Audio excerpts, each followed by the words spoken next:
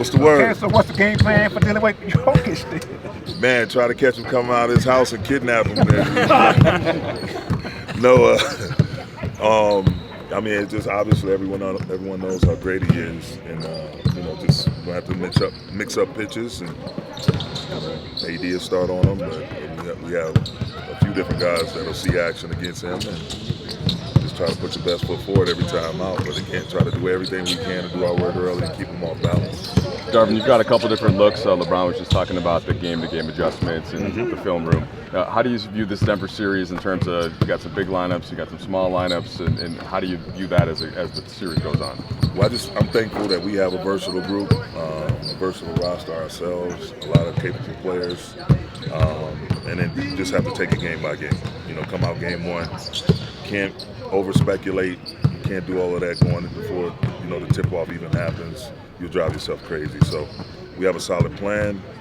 We looked at a ton of film, so we'll come out and see what that game one looks like, and obviously adjust within the game if and when needed, and just go from there. Take it step by step. Each game is its own entity, so what you do in game one may not work in game two. So you have to just again take it as it comes, day by day. Darvin, you had early success against these Nuggets. You beat them twice. That was before the trade deadline, and you changed things up. What did you do?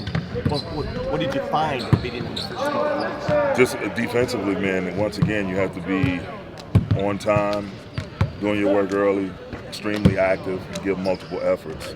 But they're a different team now. We're a different team. So you look at that for what it is, the basic tenets of what was successful.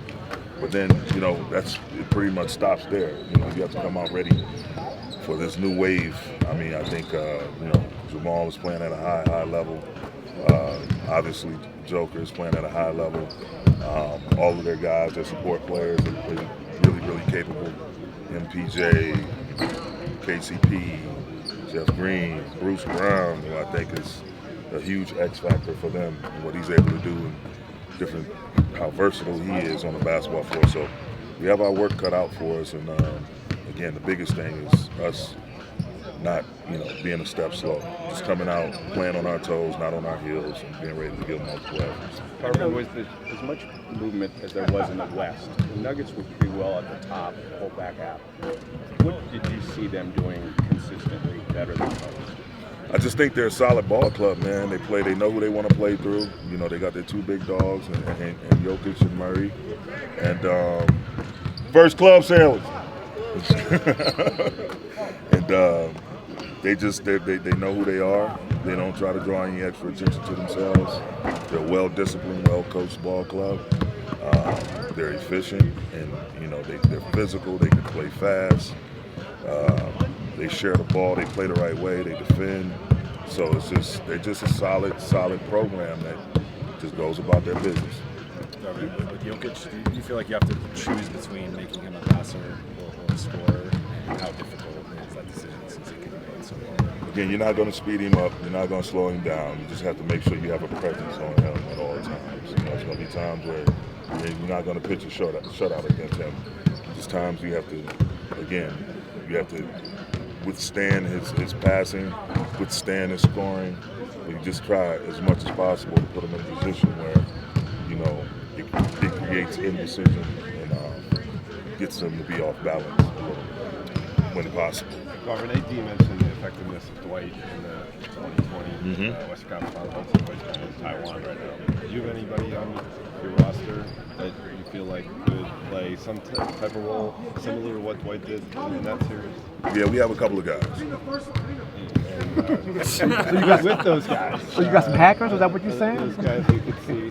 Physical. I would call it hacking. Physical. We saw certainly in the last round in particular you were ready to change up your rotation that you had to run with. Is that something that you keep in mind from the gang? Oh, absolutely. I mean, it's just, you can't. Again, I said it early. Like, you have to throw your feelings out the window. It's all about everyone that's in with that Laker uniform on, that Laker representation. We have to do what's best for the Lakers, not any particular individual. And if it calls to us changing up the lineup or someone having a prominent role early in the series, that kind as the series wears on, gets reduced, then it is what it is. We have to do what's best to put ourselves in a position to be successful. So that's why you try to build.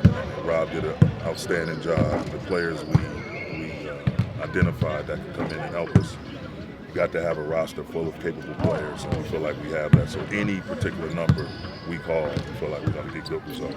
That said, who's starting tomorrow? That's a good question. I know, right? You was going to ask. That's usually Dan. All right, go ahead, Dan. Ask who's starting tomorrow. Who's starting tomorrow? We'll find out tomorrow. I'm pretty safe to say, yeah, Brown will be a starter. What do you think it's been about your team that's been able to perform so well in game ones? I just think the hunger, the excitement to get started in a new journey, and us knowing, we pretty much won't have home court advantage at all in the playoffs. So just trying to get some type of advantage for us to kind of flip that narrative and flip that circumstance. So coming in and attacking game one is definitely at the top of our priority list. Do you think they added rest always in those situations? Absolutely. I mean, I don't even want to think about if we would have had to go play that game in San Francisco yesterday. So us being able to close out Golden State on Friday definitely was a win, in terms of our rest and recovery. Darvin, you mentioned KCP earlier. I know you weren't here when he was here, but just what has he added to this team's depth? Man, just again, really versatile defender, guy that's fast, that can score, that makes great hustle plays, comes up with a lot of loose balls, long rebounds, 50-50 balls, and a competitor, a championship competitor with that pedigree. So, they have so many people that you have to account for in different ways, and you definitely have to match his speed and be aware of him. Him running out for layups, him sprinting for corner threes. What that purple look like? His energy is really infectious for that group. Darvin, can you mentally take Jokic out of the game if you can't physically change his speed, his tempo, like you said, the physical? We talked about Dwight a couple of years ago. It was very much seemed like it was mental with him. Yeah, I think, that was a couple of years back. I think he's grown tremendously since then.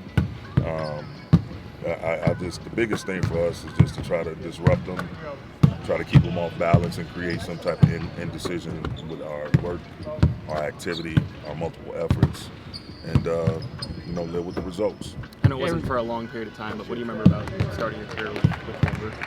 It was great, man. Getting an opportunity under Coach Bickerstaff, Bernie. Just fun. I mean, we played in a different building. Our building wasn't this nice. we were in McNichols Arena. A little bit of a dump. But it was cool, man. It was fun city. And I was here, with Terrell Davis, John Elway, Shannon Sharp. Those guys were winning Super Bowls. So the city was on fire for the Broncos. My man Mark Jackson, he was our point guard. Alfonso Ellis, who I still talk to these guys to this day. Great teammates, great veterans, and just having an exciting time breaking into the league. Getting some really nice classical passes from Mark, being a dunkaholic. It was great, but it's cool to come back and come full circle. What do you expect out of this atmosphere? Oh, they one of the best home environments we have in the league. That crowd is going to be on the edge of their seat, standing, stomping, screaming for their team, cheering them on. Aaron Gordon's been able to put the clamps on Cat and KD's for a couple rounds. Is there anything that stood out about him defensively to you? He's another one, man. Just a true, versatile, physical, athletic guy that can hurt you in a lot of different ways. Definitely can score, cleaning up the glass, giving them extra possessions on the offensive glass, his runouts, and his ability to just wreak havoc in the paint. It's going to be key for us to try to slow him down. So we'll see who he's matched up with and how he goes about it, and try to have a plan to combat that. Malone. Jokic, Murray, kind of picking him up. Just the threat level. Whether Murray's coming off and Jokic is playing in the pocket. Their ability to both shoot from three and both play downhill, make plays in the paint. So they can, or even Jokic handling and Murray setting the screen for him. It's their dynamic duo, great symmetry, know each other well, great rhythm. regardless of who's initiating, who's screening. So that's one of the biggest things. Like, we have to be ready to really defend that at a high level. Malone just said the obvious, that if you want job security, coaching the NBA isn't a good job for you, job for anybody. When you were here as a player, did you know what you wanted to be a coach then? And why did you get into this crazy business? I don't know, man. I did not think I would be coaching in the NBA. I just think once my playing career started winding down, just that competitive spirit, those competitive juices never stopped flowing for me. And tried my hand at a little bit of television with Fox Sports Southwest at the time in the mid-2000s and NBA TV. And just being around a game like that, it just really increased my hunger to get back involved in it. And so thank God for the D-League, kind of made my bones there for 4 years. And again, another Denver reference with Mike Brown, who was our head video coordinator when I was a rookie here. He got the head coaching job with the Lakers and gave myself and Phil Handy both our start as NBA coaches, assistants under him in 2011. So it's just a journey, man. Just if you love the game, you have a passion for the game. God sort of works it out to where you're going to be able to, put that, inject that in your life and try to thrive. And I've been very blessed in the stops I've had on this side. Thanks, Coach. Thank you. Thanks, Coach. Thank you. Yeah.